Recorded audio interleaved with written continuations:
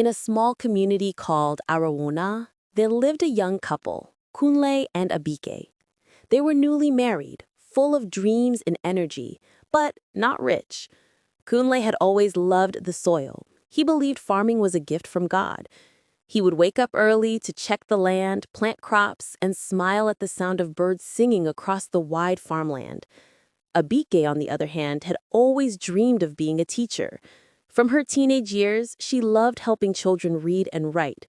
Her passion was not in the soil, but in the classroom. She believed that teaching was her calling, even though it didn't pay much in their village. After their wedding, the couple moved into a small rented apartment near Kunle's father's old farm. Life wasn't easy at all. The rain came late that year, and sometimes they would eat only once a day. But Kunle never gave up.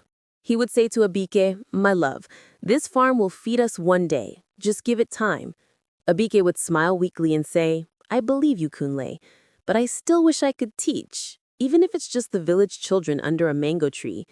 Kunle would laugh and say, "Then teach me after work. I'm your first pupil." Every morning, Kunle went to the farm before sunrise. Abike joined him sometimes, helping to weed or carry harvested crops. They would talk about their future while resting under a tree, sharing roasted corn and groundnut.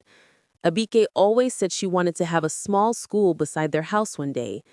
Kunle would nod and promise to build it once the farm brought enough money. Things began changing after 2 years. The farm grew bigger, the soil became fertile, and their crops started yielding well. Kunle planted cassava, maize, and vegetables. He even reared goats and chickens. Slowly, the farm began to bring income. They could finally afford better clothes, good food, and even save some money. Kunle became known in the community as Kunle the farmer. People started coming to buy from him directly. Some even came to learn from him. Abike was proud of her husband, but deep inside, she still felt the call to teach. One day she told Kunle, "My husband, I am grateful for all that we have. You have turned dust into food, but I still feel something missing in my heart. I want to teach, even if it's just a few children from the village. I don't want money. I just want to teach."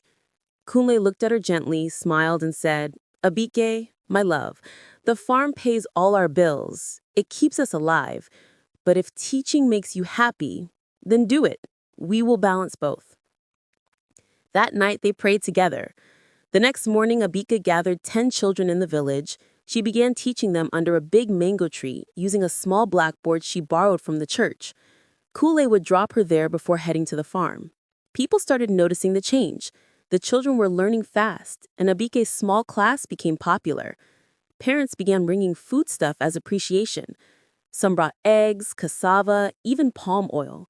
Though it wasn't cash, it brought joy to her heart. Kunle continued working hard at the farm. The more he worked, the more blessings came. He bought more land and employed 2 helpers. The money from the farm built a small bungalow, and true to his word, Kunle built a small wooden classroom beside their home for Abike. He called it Hope Learning Center. Every morning as Kunle went to the farm, he would see his wife teaching under the big mango tree, her laughter blending with the children's voices. It made him happy because he saw peace in her eyes. One evening, after a long day on the farm, Kunle came to home tired and muddy. Abike met him at the door with a smile and a bowl of hot pounded yam. She said, "You worked too hard today," softly. "Yes," Kunle replied, "but it's worth it. The farm may pay our bills, but your teaching keeps our hearts alive." They laughed together, talking about how far they had come from those hungry days. Years passed. The farm became one of the largest in the area. Kunle started supplying food to schools and local markets. Abike's small classroom became a real school with more teachers. She even began teaching some of the children of Kunle's farm workers for free. Together, they became a symbol of unity in the community, a couple that built success not through wealth, but through love, respect, and balance. One afternoon, during a community event, the local chief called their names and said, "Kunle and Abike, you are proof that success in marriage comes when both partners respect each other's dreams. One wanted to farm, the other wanted to teach, and today both dreams feed and educate our children." Everyone clapped. Kunle held Abike's hands tightly and whispered, "You see, my love, I told you the farm would feed us, but your teaching fed our souls. Abike smiled with tears in her eyes and said, and both together built our future. That night, as they sat outside their home watching the stars, Abike rested her head on Kunle's shoulder. The air smelled of earth and joy. The same soil that once gave them hardship was now their blessing. And in that peaceful moment, they both realized something powerful. When a couple respects each other's passion, love never fades, it grows. The farm paid their bills, but their understanding and respect paid for their happiness.